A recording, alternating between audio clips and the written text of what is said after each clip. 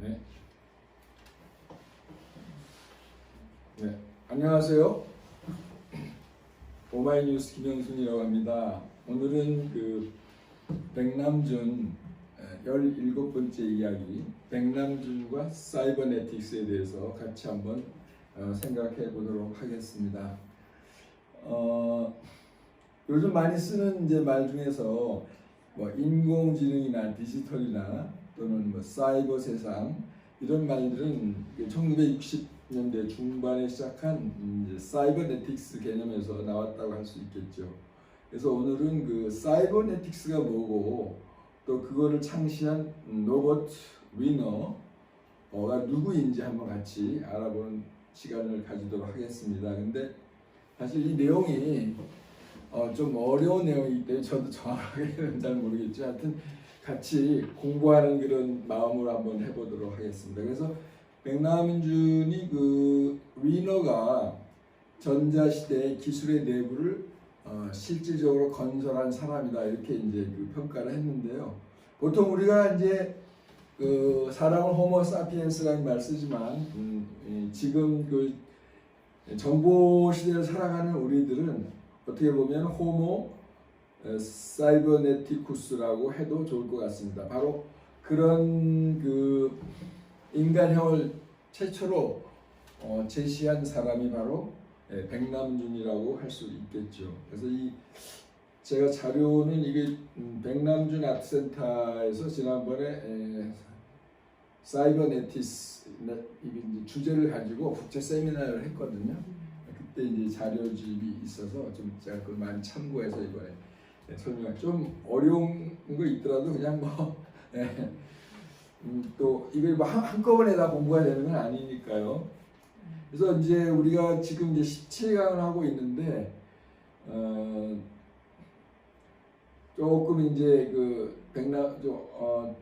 중간 지점에서 조금 이제 제일 어려운 이제 그런 고비를 넘긴다고 할 수 있겠습니다. 이번 주가 백남준 주간이에요. 1월 29일 백남준 타계한 날이고요. 네, 그래서 아마 이런저런 행사들이 있을 것 같고요. 그래서 사실은 그동안 우리가 한 16번 강좌를 했는데 제가 관심을 두는 거는 백남준 강좌를 들으신 분들이 삶에서 어떤 작은 변화가 있을까 좀 기대도 해보고 저도 좀 변화를 하고 싶은데 백 관장님이 이제 요즘에 뉴욕 타임스를 보시기 시작했거든요. 그래서 뭔가 조금 변화가 있는 것 같습니다. 뭐 큰 변화는 아니더라도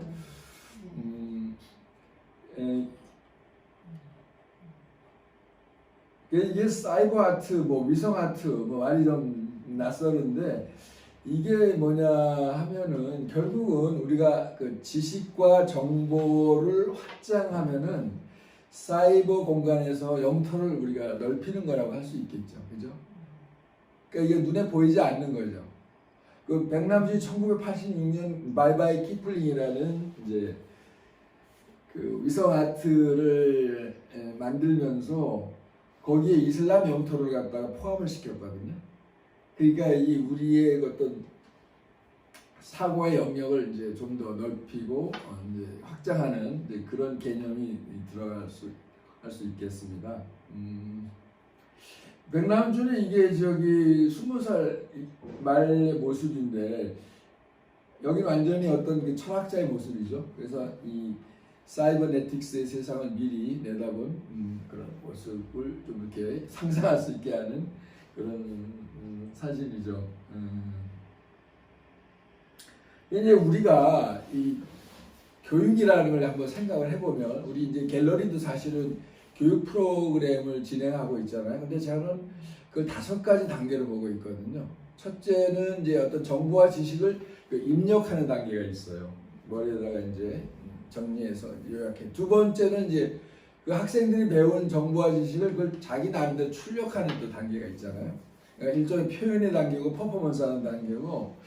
근데 세 번째는 제가 그때 캐나다에 가서 약간 배운 점인데 이 교육이라는 것은 결국 자기가 듣고 배운 거를 이제 남에게 이제 이렇게 드러내고 이제 하는데 그때 중요한 것이 상대방을 설득을 시키고 상대방에게까지 소통을 하게 하는 단계.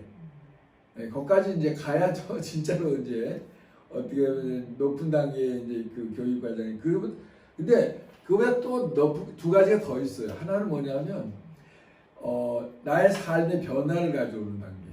그럼 4단계가 되겠죠.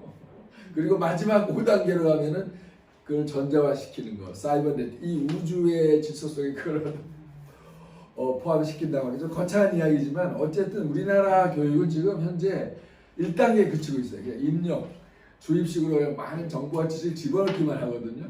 근데 이게 이제 출력이 잘 안 돼요.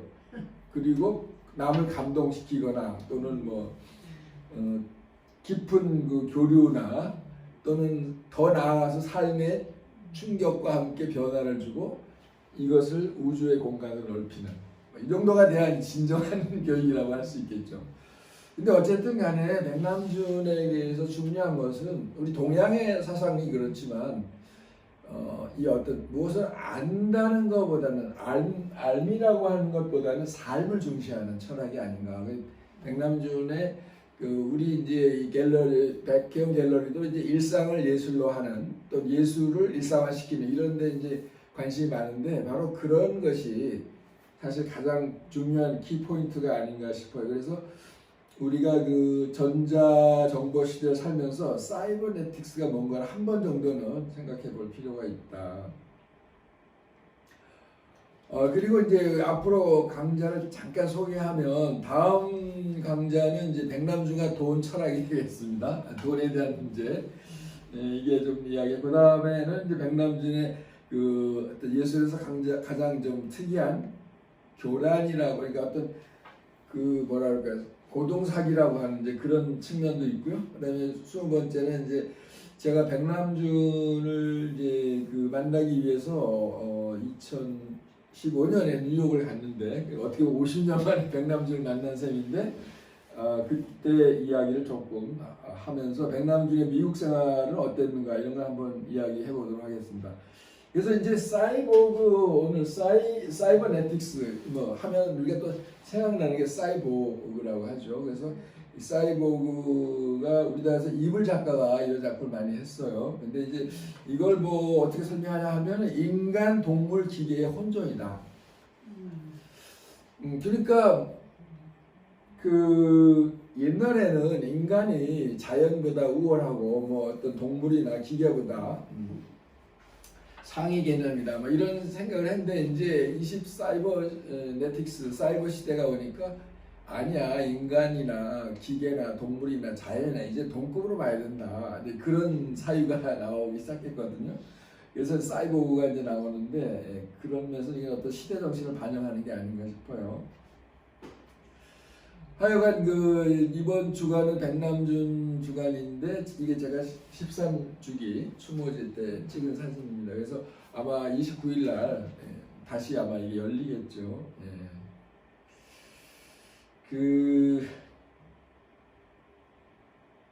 근데 이제 백남준이 스스로 자기 예술의 골자를 12가지로 요약을 했어요.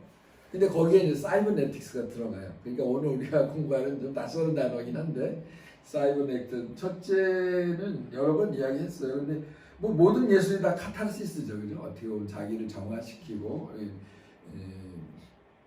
자기를 이제 그래서 이제 백남준은 그 카타르시스를 피드백이라는 말 많이 써요. 피드백. 근데 이제 이게 좀 차이가 있는데 카타르시스와 피드백의 차이는 카타르시스는 좀 일방적인 거를 말하는 것 같아요. 자기 혼자 이런 거고 피드백은 쌍방적인 거. 그러면서 좀 이제 좀 다른 점이 있고요. 그 다음에 이제 그 밑에도 이야기했지만 백남준은 전자적 축제주의자, 감각적 쾌락주의자 이렇거든요.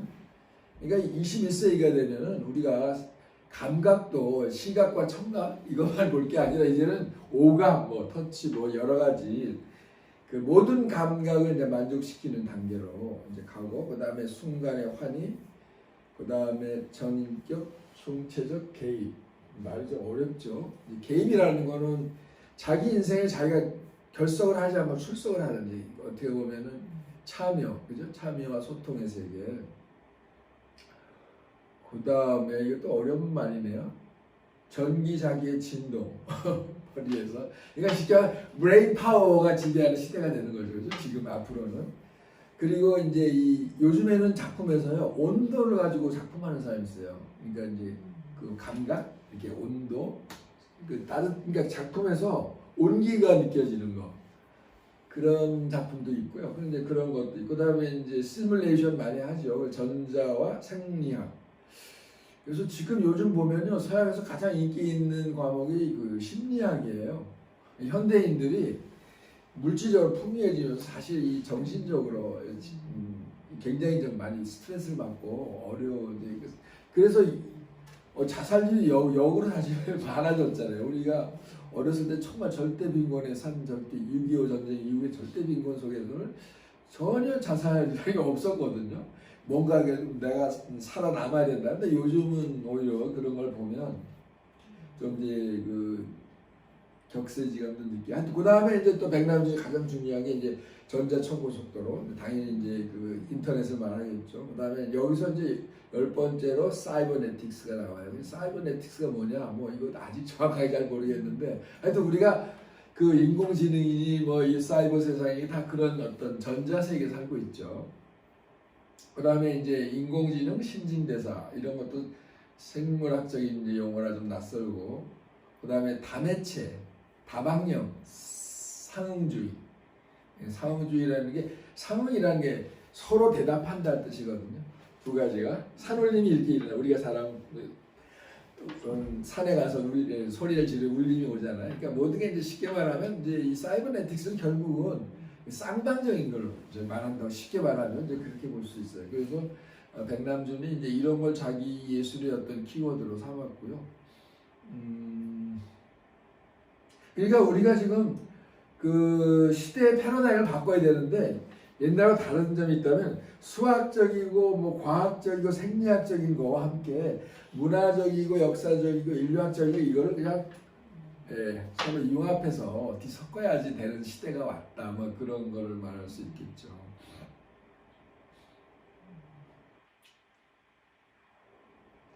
그리고 이제 요즘에 이제 비대면 시대인데 백남준이 1998년 IMF를 우리가 맞았을 때 그때 한마디 이제 하긴 했어요. 우리가 그때는 그 경제적으로 어떻게 보면은 그 뭐라 그러나 환란의 시대 6.25 때는 전쟁으로 혹독한 고통을 당했는데 그때는 이제 경제적으로 혹독한 고통을 당했죠. 근데 백남준은 이렇게 아주 좀 마음을 비우면서 말을 했네요. 여기 보여요? 글씨 보니까 여기 IMF? 네. IMF 빚 갚는 것은 5년, 길어도 10년이면 끝날 거야. 예술은 그런 걸 상대하는 게 아니니까. 아무래도 상관없어. 예술이 상대하는 건 영원이야. 뭐 이런 식으로 좀 말이 좀 위로가 되는 말인지 아닌지 모르지만 예술이라는 것은 경제하고 다르다. 경제가 아무리 어려워도 어느 정도 지나면 이제 극복이 되는 거지만 예술이라는 거는 좀 그거보다는 훨씬 먼 미래를 보는 거다. 이제 이런 식으로 이제 뭐 말씀을 하시면서 그래도 어떤 나름의 그 덕담을 하신 거고요. 이번에 저희가 그 목포 그 프로젝트가 하나 있어서 같이 이제 그 문화 기행을 다녀와서 그 간단하게 몇 가지를 이제 소개를 하면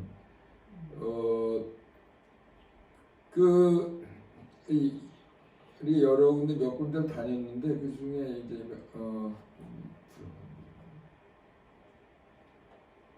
빠졌네. 이제 그 김대중 기념관을 이제 거기 우리가 한번 방문을 했어요. 그래서 이제 김대중 대통령이 이제 그 우리나라를 가장 그 인터넷 강국으로 만드는데 크게 기여했는데 여기 보면은 그 마이클 잭슨을 만나는 장면이 나와요. 백남준하고. 그러니까 백남준은 아니 김대중 대통령은 이제 약간 백남준 과에 속하는데 이제 그 대중 예술가를 굉장히 높이 평가했어요. 그러니까 지금 BTS가 있었으면 아마 엄청 좋아했을 광팬이었겠죠. 그리고 또 누구를 만났었죠 그때? 서태지도 만나고 그랬죠. 그러니까 그런 마인드가 좀 그 대단히 좀 열려 있었다 그런 걸 느끼는데 이게 이제 마이클 잭슨이 이제 주는 선물 받는 모습이고요. 왜 거기 김대중 그 노벨상 같은 기념관에 가면은 이런 이제 우리가 어떻게 정보 시대에 강국이 되었는지 하는 거 이런 이제 사진들이 몇 개 있더라고요. 그러니까 그 당시에 정보화 시대를 열어간 사람들의 거물들을 다 만났어요. 보니까 빌 게이츠부터 해가지고. 그래가지고 사실은 그 백남준과 김대중이 인연이 있어요. 뭐냐면 2000년에 그 백남준이 국외나인전하고 이제 하면서 새천년 준비위원회 활동을 했다고 해서 그 공로로 이제 상을 받았어요. 그 금관문화훈장을 받았는데 백남준이 그 상을 받으면서 기막힌 덕담을 이제 남겼는데 뭐라고 했냐면 그냥 한번 읽어보실래요? 아니면 내가 이런 네. 내가 이런 좋은 상을 탈 줄 알았다면 백시 대신 천시성을 타거나 천년 동안 오래오래 살면서 훌륭한 작품을 더 만들면 좋았을 것. 네, 아주 덕담으로는 이제 대단하죠. 말 솜씨가 내가 백시가 아니고 천시면 더 좋았는데 천년 동안 오래 살면서 좋은 작품. 그러니까 하여튼 뭐 그 고맙다는 이제 그런 어떤 말씀이 되겠죠. 요거 보면 요게 이제 1999년에 우리나라가 세계에서 최초로 ADSL이라는 초고속 광 케이블을 깔았어요. 그래가지고 이제 그 국민들한테 그 컴퓨터를 공짜로 막 보급을 하고 그러면서 이제 우리가 산업 시대는 아무리 우리가 노력해도 유럽에 그 따라갈 수 없지만 이제 정보화 시대는 우리가 처음 시작하는 거니까 우리가 먼저 스타트를 빨리 하면 우리가 이제 앞서간다. 실제로 지금 한국이 인터넷에서 강국이잖아요. 이제 그 초석을 놓은 사람이 이제 백남준이라고 할 수 있겠죠. 그래서 이제 그때 아마 그 시연하는 모습인 것 같아요. 근데 지금 보면 사실 이번 코로나를 맞이해서 영국이나 프랑스나 이탈리아나 미국이 지금 완전히 무너졌어요. 지금 그냥 어떻게 했냐면 다 그 방역도 실패했고 경제도 실패했어요. 유일하게 독일은 하나는 성공했어요. 경제는 성공했지만 방역은 거기도 성공하지 못했거든요. 근데 한국은 경제와 방역을 다 성공시킨 거예요. 그러니까 어떻게 되느냐? 앞으로는 모델 국가, 롤 모델이 한국이 되는 거죠. 그래서 이번에 G7에 초대받았잖아요. 영국에서. 한국을 뺀 G7은 아무 의미가 없다. 영국에서 하는데. G7이랑 맞죠? 그저 뭐 7개국 나라에게 이제 모임에서. 근데 이것의 초석을 깐 게 백남준이고 또 그 김대중 대통령이 역할을 좀 했다고 봐야 돼요. 근데 뭐 그 평가는 아직도 이제 시간이 걸리겠지만 그리고 또 하나는 뭐냐 하면 그래서 이제 그거의 기초가 내가 한글과 인터넷이다. 한국 세종대학이 한글 좋은 언어를 만들었고 그다음에 이제 인터넷이라는 이제 도구가 있었다. 그렇게 이제 말을 하긴 하죠. 이거는 뭐 아직은 더 시간이 걸리죠. 이 평가에 대해서는 지금.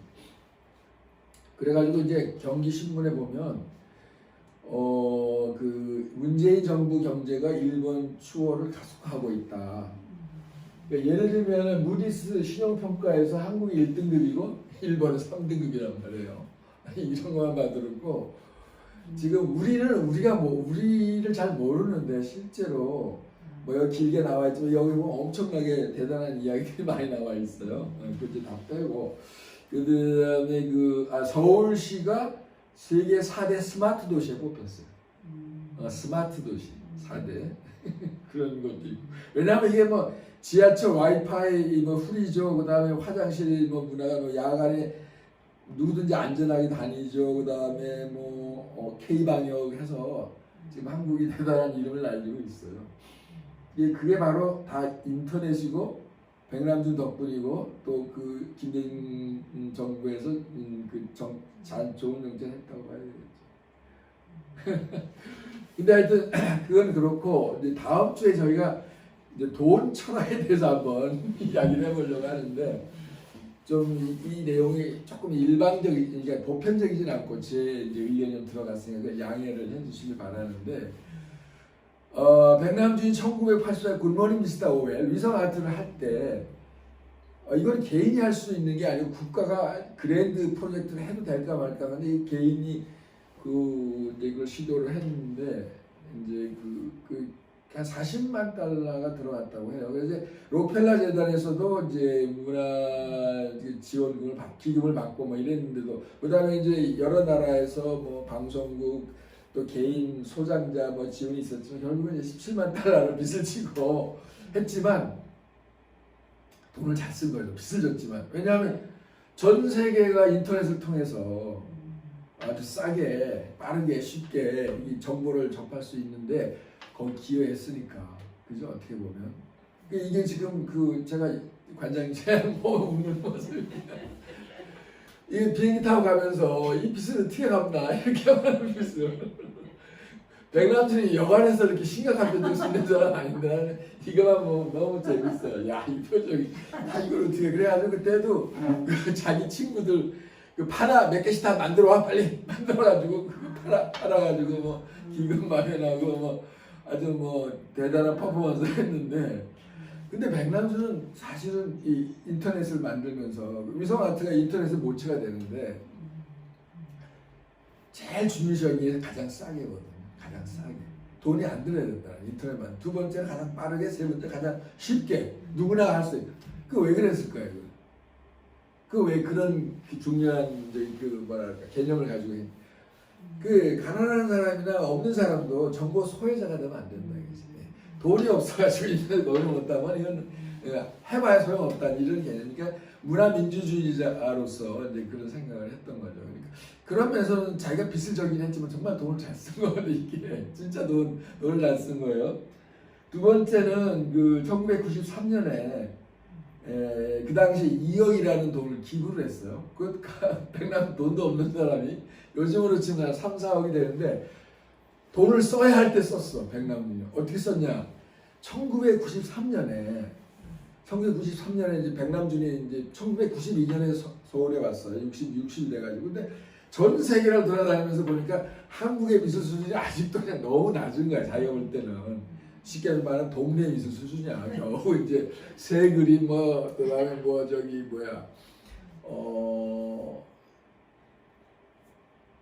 뭐 꽃그림 뭐 이런 거 한다란 말 그런 거 하고 있고 뭐 그러니까 야 이거 안 되겠다 그래가지고 어떻게 이제 아이디어를 냈냐면 1993년에 미국이 최전성기 중에 속해요. 그래가지고 휘트니 비엔날레에서 세계 최고급 전시를 열리고 있었거든요. 1993년에. 그러면 백남준이 딱 그래 요거를 우리나라에 그대로 가져오자. 투어 이렇게 순회전을 하자는. 그러면 우리나라 사람들이 좀 세계적인 수준의 작품을 볼 수 있지 않냐. 자기는 이제 그런 걸. 그리고 휘트니 비엔날레 관장을 또 굉장히 이제 절친이 없기 때문에 가져오기가 쉬웠어요. 근데 가져오는 건 좋은데 미국 사람들이 그냥 주겠어요. 돈 내라고 그러는데 엄청나게 돈을 요구할 거 아니에요. 그래가지고 우리나라 국립에 이제 과천 국립현대미술관에서 하는데 그때 뭐 우리 예산이 얼마나 되겠어요. 국립이. 우리나라 국립은 지금 피카소 작품도 하나 못 가지고 있잖아요. 현재도. 근데 하여튼 뭐 그래도 다 긁어모아도 돈이 안 되는 거야. 그래서 백남준한테 야 이거 도저히 우리 안 되겠다. 이게 돈이 모자라서 못 하겠다고 막 그러니까 그래요? 그럼 내가 기부하겠습니다 해가지고 2억을 이제 기부를 했는데 이거 돈 잘 쓴 거죠. 그죠? 우리나라 미술을 세계적 수준을 끌어올리기 위해서. 그래가지고 1995년에 또 광주 비엔날레 열었잖아요. 그래가지고 한국에 확 올라간 거예요, 미술이 그때. 근데 이제 이게 보니까 하여튼 뭐라고 해야 될까. 근데 돈이 어떻게 생겼냐면 첫째 휘트니 비엔날레에서 그때 뭐 하여튼 금상인가 면서 기금을 많이 받았어요. 휘트니에서. 또 한 번은 1994년 베니스 비엔날레 황금 사자상을 받았잖아요. 휘트니는 미국 사람들만. 네, 미국 미술관이죠. 미국 문화를 많이. 미국 사람한테만 주는 거 아니에요? 아니 국적이 미국이잖아요. 중간에 바꿨잖아요. 백남준도. 왜냐하면 하도 공항에서 많이 걸려가지고 거지같이 다니니까 너 뭐야 그러면. 그래서 국적을 바꿨잖아요. 중간에 백남준. 네, 그러니까 왜냐하면 그 휘트니 미술관이 원래 부제가 미국 미술관이잖아요. 그 저도 이제 그때 2015년에 가봤는데 너무 좋아요. 놀기가 너무 좋은 미술관이야. 하여튼 옥상에 요즘 새로 세워가지고 사람들이 되게 친절하더라고요. 무겁지 않고. 누가 설계했죠? 제가 갔을 때, 네, 그 원래는 저기 아는 사람. 저기 뭐야 메트로폴리탄 그쪽 그 아트존인가 뭐 있잖아요. 무슨 메디슨. 메디슨 거기 있었는데 이제 일로 옮겨왔어요. 네, 제가 갔을 때는 제가 갔다가 옛날 미술관을 갔다가 몰라왔거든요. 네. 그래서 일로 이사 왔는데 허드슨 강변인가 글로 왔어요. 네, 그렇게 됐고요.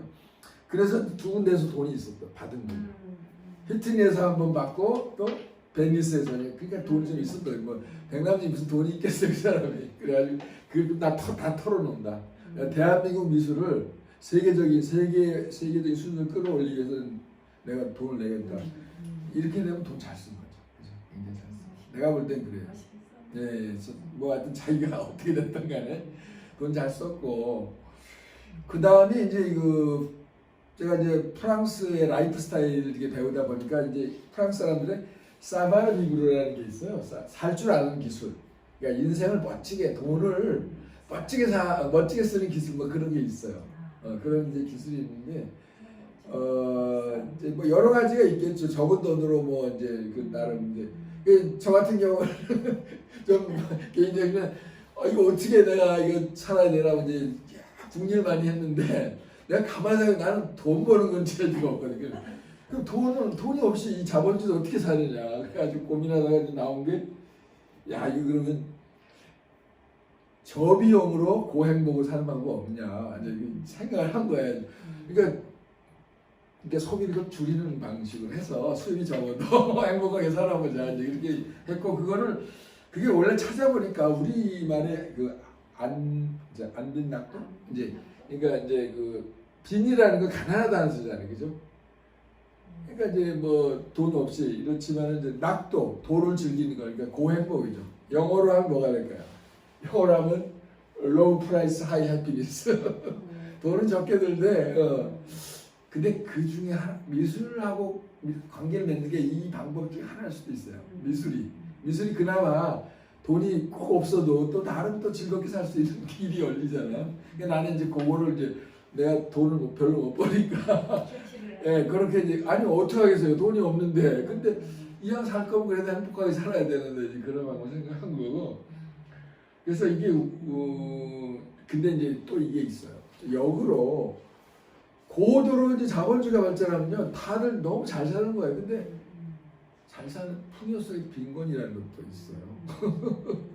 예, 그 여기죠 어떻게 보면. 그리고 이제 17세기 지난번에 이야기한 대로 막 그 네덜란드가 막 전 세계 해상권을 잡아가지고 엄청 부자가 됐거든요. 그래가지고 막 정물화를 그리는데 막 먹는 거 뭐 호화하고 화려하고 뭐 그다음 장식품도 다 있어요. 그래가지고 나중에 거기서 뭐가 나타났어요? 나중에는 이제 해골이 나타나기 시작한 거예요. 그게 바니타스 화풍이라는 건데 이제 너무 잘 사니까 좋긴 좋은데 저도 잘 살기를 누구든지 바래요. 저도 거기서 잘 살지 말라는 게 아니라 그러나 근데 뭔가 이렇게 허무함을 좀 느꼈던 거죠. 그래서 그때 해골이 이제 그림이 들어갔거든요. 그래서 저는 여기서 말씀드리고 싶은 게 잘 사는 거를 하지 말라는 뜻은 절대로 아니고 이제 자기가 좀 잘 살게 됐을 때 어떻게 정말 나를 풍요롭게 하면 살 수 있는가 그 공부를 해야 되거든요. 네, 그게 이제 제일 좋은 게 첫째가 뭐냐 그림을 사는 진짜로 부자가 되는 부자의 부자는 그림을 사는 거거든요. 컬렉터가 되면 밤에 잠이 잘 와요. 근데 돈이 아무리 많아도 컬렉터가 안 되면 밤에 잠이 안 와요. 왜냐하면 이것저것 사업하고 골치 아프고 스트레스 받으니까 돈이 좀 있는 분들은 반드시 그 컬렉터 하시라고 공연하는 거예요. 그러니까 그게 돈 잘 쓰는 거예요. 돈 천하에 쓸 중요한 그 이제 저희 아버님하고 윤동주가 이제 제가 말씀드렸는데 연세대학교 동기 동창이거든요. 근데 우리 아버지 아는 사람 아무도 없잖아요. 윤동주는 그 짧은 생애지만 어떤 예술의 길을 갔기 때문에 모르는 사람이 없죠. 우리 아버지도 뭐 이제 옛날에 독일에서도 공부하고 뭐 꽤 나름 이름을 알리고 했지만 아무도 모르는 게 어떻게 사는 게 잘 사는가 하는 거 이제 그런 거를 그 미국의 부자 케네디 로펠러도 잘 산 거죠. 부자면서 아주 명성을 남겼잖아요. 지금도 굉장히 대단한 명성을 뭐 케네디도 그렇지만 근데 이제 이게 구약 성서에는 희년을 선포하는 게 있어요. 희년 선포. 그 처음 들어보시죠? 희년. 이게 50년마다 선포를 하는데 이게 뭐 어떤 거냐면 50년 동안은 막 어마어마하게 빈부차가 나도 그냥 내버려둬요. 50년 동안은. 근데 50년 되는 한 해는 다 원리치로 돌아와야 돼. 예를 들면 빚을 많이 졌잖아요. 다 탕감해줘야 돼. 그래서 50년 지나면 다시 제로 포인트 다시 시작해야 돼요. 지금 어디가 이스라엘이 원래 그런 정신이 있어요. 50년. 예, 왜냐하면 유대인 공동체가 유지되려면 50년 동안 뭐 엄청 차이가 나 상관없는데 50년, 100년이 지나면 무너지거든요, 공동체가. 그러니까 50년까지는 우리가 봐준다. 그러나 50년 되는 해는 다시 제로로 가고 또 50년을 봐준다. 이렇게 하니까. 그러니까 빈부차가 아무리 많이 나도 50년이면 거기서 끝나기 때문에 다시 그러니까 이제 위화감이 없어지는 거죠. 영원한 것은 뭐. 예, 근데 그런 건데 지금 미국의 신자유주의가 굉장히 위기예요. 내가 볼 때는 여기에 대한 자세한 내용이 들으면 쇼크를 받을 수도 있으니까 이제 생략하고 하여튼 그래서 돈 문제에 대해서 이제 백남주는 이제 돈 문제에 대해서 두 가지인 것 같아요. 타인들에게는 저비용을 할 수 있게 하는 거. 그러니까 인터넷을 보면 저비용이지. 그러나 나의 작품을 하는 데는 고비용이다. 자기한테는 고비용이지만 그 내가 고비용을 들여서 만든 작품을 다른 사람들에게 도움을 줄 때는 이제 저비용을 해야 된다. 제가 막 그랬던 생각인 것 같아요. 그래서 다시 이제 요거 백남준 이제 이야기로 다시 돌아가서 이게 지금 서론이 너무 길었죠. 나쁘지 않죠? 예, 썰런이나인데 저는 이거를 갖다가 이걸 사이버네트 아트라고 보는 거예요. 왜냐면 이게 전자파 요즘 말하는 그 전자파 페인팅이라고 생각해요. 그래서 미니멀리즘 하지만 사실 이거는 그 사이버네틱스의 해화적인 작품이다. 이게 메트로폴리탄에 이게 크게 있더라고요. 그래서 우리 관장님이 또 관심 많고 그래서 하나 소개해 본 거고요. 예, 한번 가보셨죠? 예, 뭐 관심 많으시니까. 그 다음에 이제 이게 백남준이 1964년에 미국 뉴욕으로 갔어요. 근데 좋았어요. 왜냐? 전성기가 시작되는 시기에 딱 간 거야. 미국에 가지고 얼마나 좋았어요. 근데 독일에서 63년에 첫 전시를 하고 그 다음에 2년 있다가 미국에 가서 전시를 했어요. 근데 이제 그 전시가 장소가 어디냐면은 이게 이제 이 브리노. 이게 브리노에서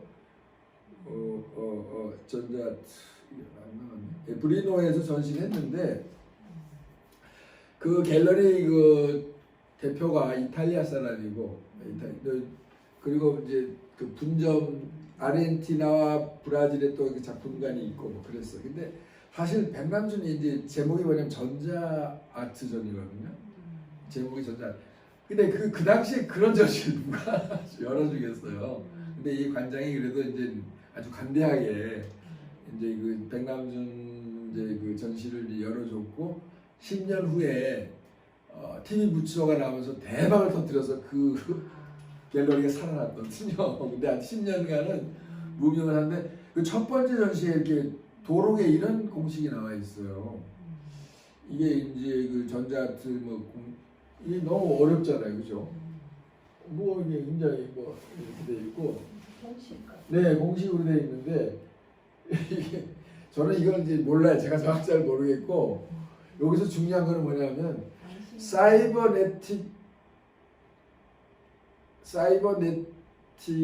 예술하고 사이버네틱의 삶이 있으면, 그러니까 어떤 그 예술적인 것보다 더 중요한 건 일상이라는 그런 개념도 들어있는 것 같아요. 여기 공식에. 여기 사이버네틱 아트와 사이버네틱 라이프가 있거든요. 그러니까 여기서 중요한 거는 라이프다. 일상이다. 그런 게 있고요. 그 다음에 여기 이제 세 명이 나와요. 존 케이지가 나오고 맥루한이 나오고 노버트 비너가 나오는데 이 세 사람이 백남준의 전자 아트를 만드는데 결정적인 영향을 준 세 사람이에요.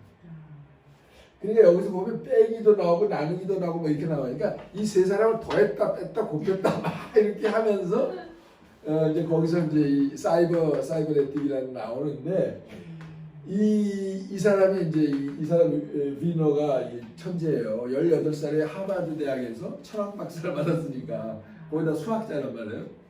근데 이제 백남준 미국 가서 이 사람한테 또 영향을 엄청 받았어요. 사이버네틱스. 근데 여기 재밌는 다른 건 다 뭐 복잡하게 빼고 플러스 마이너스 소리도 나오고 뭔지 모르겠는데 여기 3.5 루트라는 게 나와요. 3.5 루트. 그게 뭐냐? 3.5 루트 3.5가 과연 뭐예요? 근데 여기도 또 3.5 루트가 나오죠. 이경희 여사한테 보낸 그 드로잉도 이게 분명히 뭘 암시하는 것 같은데 우리가 3.5 하면은 뭐 세제곱 플러스 0.5 뭐 이런 건데 근데 이 작품이요 1996년에 백남준이 이경희 여사한테 보냈어요. 근데 25년 만에 공개를 했어요. 왜 그랬을까요? 엄청 야하거든 내용이. 본인이 봤고도 한국에서 이거 공개하기가 이게 작년인가 공개를 이 안에 보면 되게 백남준이 어렸을 때 이경희 여사하고 춤을 느꼈다 그래. 춤. 그 어린 시절에 그러니까 이제 성에 대한 되게 이제 그 촉이 있었던 거 말이야. 그러니까 근데 하여튼 어쨌든 여기서 여기도 루트 3.5가 나오고 여 위에도 이게 뭐가 있는데 아직 잘 모르겠어요. 하여튼 그냥 대충 그렇게 하면 되고요. 그래서 하여튼 백남준의 에로티시즘이 이게 굉장히 이제 관심이 많았어요. 어렸을 때부터. 그러니까 이제 이걸 이제 김남수 선생님이랑 아시죠? 혹시 그 백남준 아트센터에서 수석 큐레이터 했던 분 지금은 이제 그만두셨는데. 그래서 여기서 3.5를 수학적으로 풀면 세곱하고도 절반을 더하는 것이다. 시간이란 단순히 추상적인 영역이 아니라 삶의 구체적인 시간을 들여서 체험하고 살아온 사람의 느낌에 대한 부분이다. 그래서 여기서 지금 3.5 이런 거는 백남준이 강조하는 게 추상적인 것, 구체적인 걸 뭔가 말을 하려고 했는 것 같은데 제가 뭐 아직 그런 수학적인 게 모자라서 그렇다고 치고요.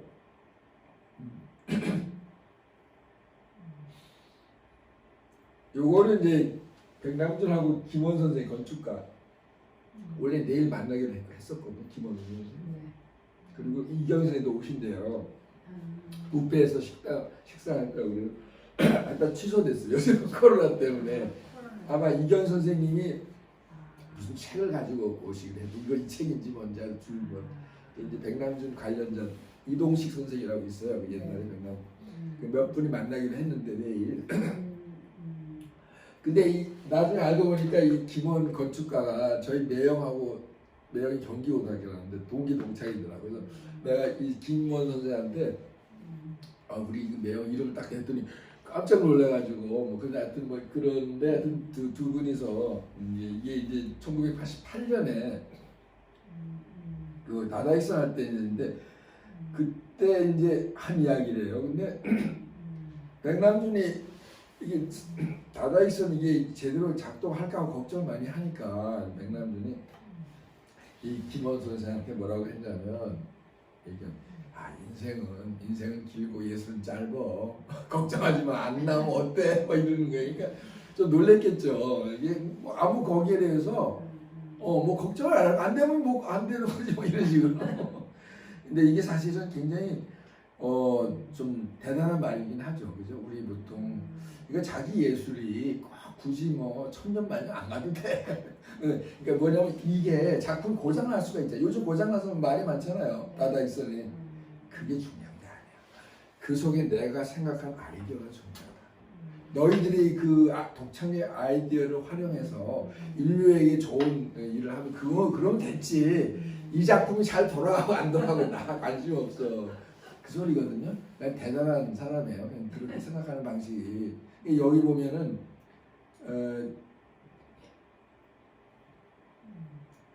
예술이 지금 예술이고 그 후에 난 모른다는 거야. 난 모르겠어. 지금 여기서 하여튼 반짝반짝 하면 돼. 뭐 이런 식으로. 그게 문제야. 지금 나중에 고장나면 어때? 지금 돌아가잖아. 일단 그런 이게 약간 농담이죠, 그죠? 이제 이런 이제 백남준이 이제 이야기. 그 백남준다운 낙관적인 생각이고. 근데 대성공을 했죠. 어쨌든 그때. 테레비가 1000대가 동시에 들어오면 불탈 줄 알았다는 거예요.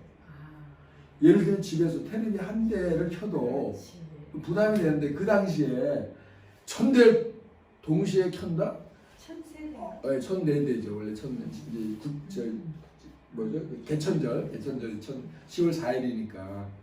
근데 이정수 선생님이 그걸 또 해냈잖아요. 그 천사대를. 폭발할 수가 있거든요. 그날 우리나라에 뭐 과부하 된다고 그러잖아요. 뭐 갑자기 이렇게 진공관이 터질 수가 있는데 그리고 백남준 스케일로 엄청 크지 1004대를 가지고 작동한다는 게 말이 안 되는데 그러니까 지금도 1000대를 가지고 켜려면 쉽지 않을걸요. 거기서 전기세도 엄청 많이 나가죠. 1004대를. 그러니까 그 당시에 이게 스케일이 너무너무 컸던 거예요. 우리가 생각하면 뭐 당연히 뭐 되는 거지 하지만 벌써 몇 년 전이죠? 한 35년 됐나? 뭐 이렇게 되니까 지금도 쉽지 않아요. 그 다음에 이번 사진 어디서 보니까 이 사진 나오는데 이게 무슨 사진 같아요? 이게 아주 한참 얼굴이 좋죠. 아마 이게 그 백남준이 나의 환인을 거칠 것이 없어라는 게 1977년에 이야기했는데 그게 결혼한 해거든. 결혼한 해. 1977년이 백남준이 결혼한 해예요.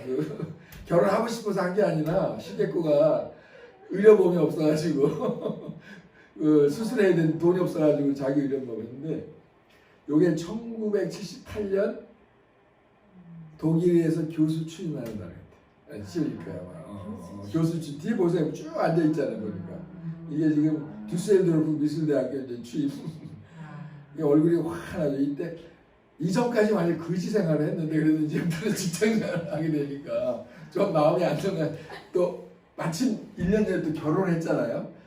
여자한테 그 얼마나 또 자랑스러워 나도 직장을 가졌다 그러니까 그래서 아마 근데 복장이 아주 보통 복장이 아니라 이게 무슨 심상치 않은 패션을 하고 앉아있고 교수 같진 않잖아요. 그죠? 날라리 같지 완전히. 저런 복장 처음 봤는데. 좀 특이해요. 하여튼 그렇고 그래가지고 이제 그래서 제가 이제 백남준 만나러 이제 2015년에 갔는데 그 미국의 그 플랫 인스티튜트라고 미술대학이 있잖아요. 유명하잖아요. 이게 느닷없는 이야기인데 거기 이제 게스트하우스가 있어요. 되게 싼 캠퍼스가 있어요. 이제 싼 캠퍼스인데 거기 들어갈 때 이런 말이 써 있더라고요. 그러니까 여기 이제 보시면 뉴욕에서 가장 많이 쓰이는 언어가 뭐냐 이렇게 쭉 나와 있어요. 뉴욕에서. 근데 첫 번째 영어가 쓰이겠죠, 그죠? 두 번째 뭐가 많이 쓰여요? 두 번째로 많이 쓰는 언어가 뉴욕에서 스페인어. 사실 그 뉴욕에요. 관장님도 가시고 거기 브루클린 가면 뭐 영어보다 스페인어 더 많이 써요. 왜냐하면 그 저쪽 중남미에서 온 이민자들이 어마어마하게 많거든요. 그러니까 거의 반은 쓰더라고요. 한국이 8이네요. 8이 8번째나 많이 써요. 근데 한국 사람이 많다는 소리예요. 8이 그죠? 또 요 밑에 말하고 재미있게 한번 보이세요? 요 영어로 A great way 보이나? To run? 안 보여? A great way to Run. learn about your country 네. is To to live it. 네. 그러니까 뭐라고 해? 이제 이게 뭐 그렇잖아요. 이제. 자기 나라를 알고 싶으면 자기 나라를 떠나라. 내가 한국을 알고 싶으면 한국을 떠나서 미국으로 오라 뭐 이런 소리 맞는 말이죠. 우리가 우리 자신을 알려면 남이라는 거울을 통해서 봐야 되잖아요. 그러니까 사실은 젊은 시절에 돈이 없어도 거지라도 그냥 거지가 되더라도 가서 나가야 되면서 나가서 이것저것 보고 고생하고 뭐 그게 대학 등록금 뭐 6개월 내고 수업하는 거 훨씬 많은 걸 배우죠. 아니 차라리 등록금 6개월치 그냥 그 여행으로 가는 게 사실 나는 인생에서 훨씬 많은 걸 배운다고 생각해. 인생 인생 깊이를 이제 그런 이야기인데 그런 말도 써 있더라고요. 이게 이제 제가 처음 이제 여기 백현 갤러리에 왔을 때 그때가 더 젊어 보이는 것 같은데 보니까 제가 처음 왔어요 사실. 근데 대한민국에서 최고의 갤러리였어. 이렇게 멋진 갤러리가 어디 있나. 그때 분위기도 참 좋았어요. 네, 그때 진짜 그 벤자민이 그때 기획했죠. 그럼 원래 그때 아니 이렇게 걸어갈 수가 없었어요. 사람이 너무 많아가지고 이렇게. 그래서 이제 제가 기자 생활 좀 했는데 여기 잘 몰랐다는 거는 홍보를 그동안 너무 안 하셨는데 다행인 건 요즘엔 좀 홍보를 좀 많이 하시는 것 같아요. 그러니까 다행이고. 이거 정원인데 이렇게 이쁜 꽃이 있었나? 너무 이쁘잖아요. 그리고 이제 이 엘로딘가 저도 이제 이분을 전에 알았거든요. 그래가지고 여기 또 유명한 사람 나오네. 저 누구죠? 나오고 프랑스 사람들이 많이 잘 놀죠.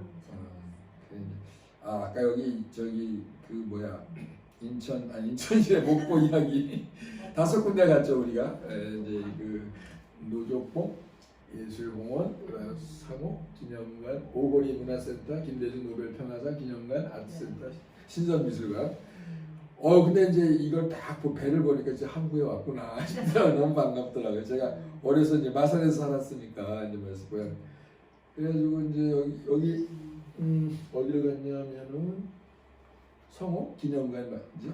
여기 이 작품이 이름이 뭐냐면 김암기라는 작품인데. 네네. 그렇죠. 이건 거기구나 맞아. 노적봉 미술관이네요. 네, 잘못 제가 착각했어요. 노적봉. 네, 노적봉 예술. 그러니까 여기 시립미술관이죠. 네, 맞아요. 근데 이런 작품 어때요? 좋죠, 그죠? 좀 특이한 거, 개성이 있는, 추상적인 좀. 김암기 선생하고 그때 친동생은 아니고. 사촌 동생 맞아요. 친척 관계. 그러니까 기자 돌림으로 돌아 환기, 그죠? 여기는 이 사람은 안기 뭐 이렇게 돼 있고. 근데 그다음에 두 번째로 갔는데 여기 이 작품 보고 제가 깜짝 놀랐어요. 피카소보다 나는 이게 낫다고 생각했거든요, 진짜로. 엄청 작품 좋아요. 진짜. 근데 왜 작품이 좋고 나한테 끌렸냐? 이게 한지 계통으로. 우리 한국 사람 정서에 맞는 거야. 그리고 이게 묵 색깔이요. 검은 색깔이 1000가지 만가지가 있는데 요런 그 검은색은 우리 한국 사람한테 만든 색깔. 서양의 블랙하고 또 달라요. 은은하잖아요. 근데 조형도 굉장히 현대적이고 그래서 이런 작품이 작가 이름을 찾아보니까 뭐 한영옥 이렇게 있는데 뭐 여기서 시간 없으니까 뭐 좀 생각하고 하여튼 어쨌든 간에 그 재료의 독창성이나 또는 이제 그 실험 정신, 한지에 대한 실험 정신, 뭐 이런 것들은 그리고 굉장히 시적인 운율이 있고 아우라가 있더라. 그리고 이제 그래서 이제 거기서 또 점심을 먹을 때는 또 이렇게 한 끼 또 이제 남도 음식으로 했고요. 이제 그래서 이제 이 인트로가 너무 기네. 이영철 선생님이 그 백남준 아트 초대 관장이었잖아요. 그분하고 한번 인터뷰 때 하루 종일 했어요. 그때 광주 계셨거든요. 같이 아주 뭐 바빠가지고 일을 막 해야 되니까 하다가 일하고 또 점심 가서 같이 먹고 누구 친구 딸 결혼식 한다해서 거기 가고 그래가지고 하루 종일 해가지고 인터뷰가 엄청 길었어요. 그래서 이걸 기사로 할 수 없어가지고 줄여서 했는데 여기에는 이제 그 전체가 들어가 있어요. 지난번 관장님한테 한 보내드리긴 했는데 이제 거기 보면 뭐가 나오냐면 그 이야기 중에 이 사이버네틱스가 나와요. 이분이 굉장히 그 백남준을 제대로 깨뚫는 거기 보면 이제 그 맥루한도 나오고 그다음에 레비스트로스도 나오고 그다음에 위너도 나오고 그다음에 아르토라는 사람이 있는데 이 사람은 뭐 연극에서 잔혹극의 창시자인데 이거를 약간 서양 문명의 몰락을 약간 좀 예언하는 뭐 그런 거래요. 그래서 이제 그리고 또 백남준을 천년 써먹을 문화 브랜드라고 생각하는데 어떻게 생각하냐고 딱 물어봤더니 그 9호 1뿐이다. 9호 1뿐이다. 이 우리나라 이제 이 행정가들이 별로 관심 없고 근데 사실은 우리가 예술이 문화의 꽃을 필 때 선진국이 되는데 아직 아닌 것 같다. 뭐 이러면서 지금은 모든 사람들이 이 스마트폰을 갖고 다니잖아요. 스마트폰. 이게 뭐냐면은 이게 하나의 엄청난 그 뭐예요?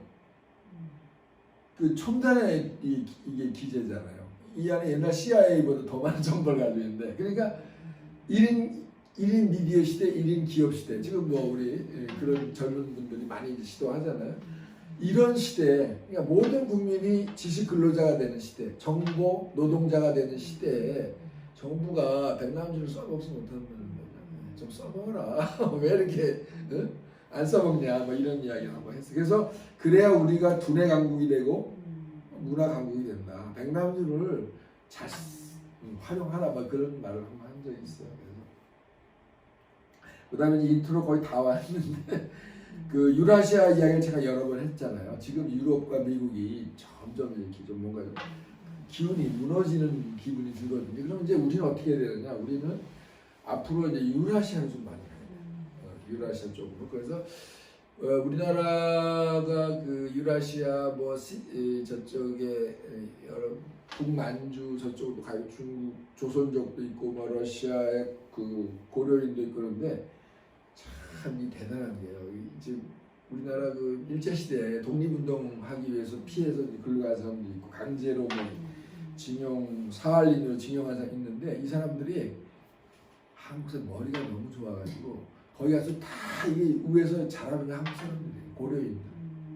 고려인들이 그 무슨 훈장도 많이 받고 그 나라에 가서 러시아에 가서 훈장을 막 이렇게 받고 엄청나게 활약이 많아요. 근데 우리가 잘 모르는데 그 러시아의 벨라루스라는 데가 있어요. 요즘 거기 좀 시위를 많이 하더라고. 그래서 대통령이 올해 너무 독재를 했는데 매일 주말마다 시위를 하는 벨라루스가 거기도 고려인이 살아요. 거기도 한국. 그러니까 우리나라에서 가장 먼 러시아에 이제 근데 그 사람들이 이 두 가지 사진을 한번 보세요. 요게 있고 요게 있는데 이 사람들은 거기 살면서도 반찬 가게가 있어. 한국 사람이 사는 곳에 반드시 반찬 가게가 있다. 그 사람들은 이렇게 러시아에서 이렇게 안 살거든요. 두 번째는 한국 사람이 사는 곳에 반드시 촌스럽지만 부채춤을 배운다. 왜냐하면 민족의 이게 정체성이야. 그들에게는 한복을 입고 뭐 잘하든 못하든 뭐 부채춤을 추는 게 그 자기가 나 한국 사람이야. 그거를 자기 증명 정체성을 보여주는 거거든요.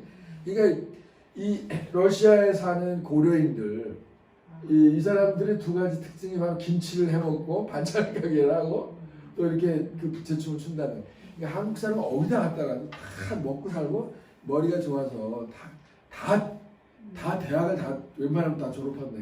교육열이 또 세잖아요 우리가. 그러니까 이런 이제 사람들하고 우리가 앞으로는 더 친밀하게 지내야 되거든요. 그러니까 이제 가능하면 이제 북쪽으로 기차를 타고 저 러시아까지 갈 수 있는 베를린까지 가는 이제 시대를 한번 생각을 해봐야죠. 그리고 이제 이 사람은 프랑스의 유명한 사회학자예요. 브루디어라고. 근데 이 사람이 이제 그 사전이 나왔더라고요. 국제 사전. 이 사람 이 학자에 대한 것만을 이제 뭐 그래서 저는 백남주 국제 사전이 나와야 된다. 지금 우리가 뭐 사이버네틱스 이거 뭐 제대로 공부하기가 힘들거든요.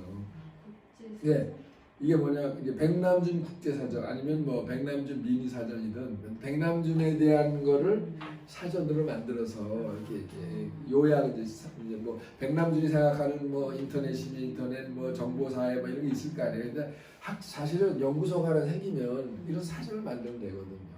근데 아무도 안 해, 별로 하는 데가 없어. 난 솔직히 말해서. 그러니까 이제 서양에서는 이렇게 그 되게 연구소라는 데가 하는 일이 사전 만드는 일이에요.